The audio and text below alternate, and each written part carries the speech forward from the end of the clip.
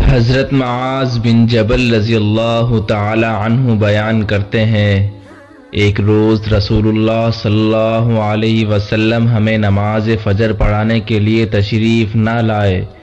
قریب تھا کہ ہم سورج طلوع ہونے کا مشاہدہ کر لیتے، پھر آپ بہت تیزی سے تشریف لائے، چنانچہ نماز کے لیے اقامت کہی گئی۔ رسول اللہ صلی اللہ علیہ وسلم نے اختصار کے ساتھ نماز پڑھائی۔ پس جب آپ صلی اللہ علیہ وسلم نے سلام پھیرا تو بآواز بلند فرمایا، اپنی جگہوں پر ایسے ہی بیٹھے رہو۔ پھر آپ صلی اللہ علیہ وسلم نے ہماری طرف متوجہ ہو کر فرمایا، میں ابھی تمہیں بتاتا ہوں کہ میں نماز پڑھانے کے لیے کیوں نہیں آیا۔ میں رات کو بیدار ہوا، وضو کیا اور جس قدر مقدر میں تھا میں نے نماز پڑھی۔ مجھے نماز میں اونگ آنے لگی، حتیٰ کہ وہ مجھ پر غالب آ گئی۔ اب میں نے اپنے رب تبارک و تعالیٰ کو بہترین صورت میں دیکھا، چنانچہ اس نے فرمایا، محمد۔ میں نے عرض کیا، میرے رب حاضر ہوں۔ فرمایا، فرشتے کس چیز کے بارے میں بحث و مباحثہ کر رہے ہیں؟ میں نے عرض کیا، میں نہیں جانتا۔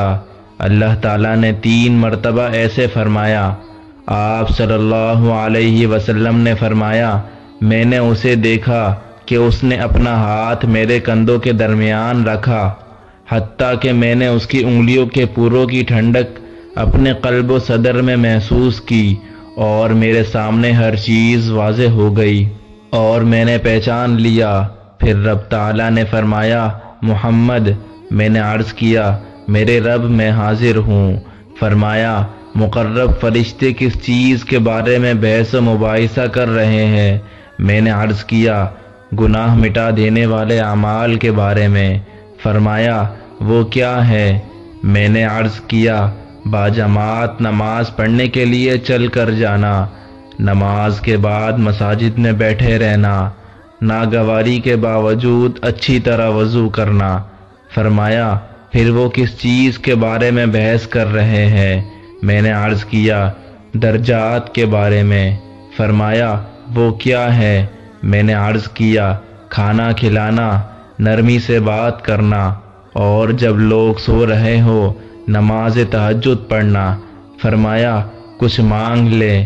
آپ صلی اللہ علیہ وسلم نے فرمایا، میں نے عرض کیا، اے اللہ، تجھ سے نیک اعمال بجا لانے، برے کام چھوڑ دینے اور مساکین سے محبت کرنے کی توفیق مانگتا ہوں، اور یہ کہ تو مجھے بخش دے اور مجھ پر رحم فرما، اور جب تو کسی قوم کو فتنے سے دوچار کرنا چاہے تو مجھے اس میں مبتلا کیے بغیر فوت کر دینا۔ میں تجھ سے تیری محبت، تجھ سے محبت کرنے والوں کی محبت اور ایسے عمل کی محبت کا سوال کرتا ہوں جو مجھے تیری محبت کے قریب کر دے۔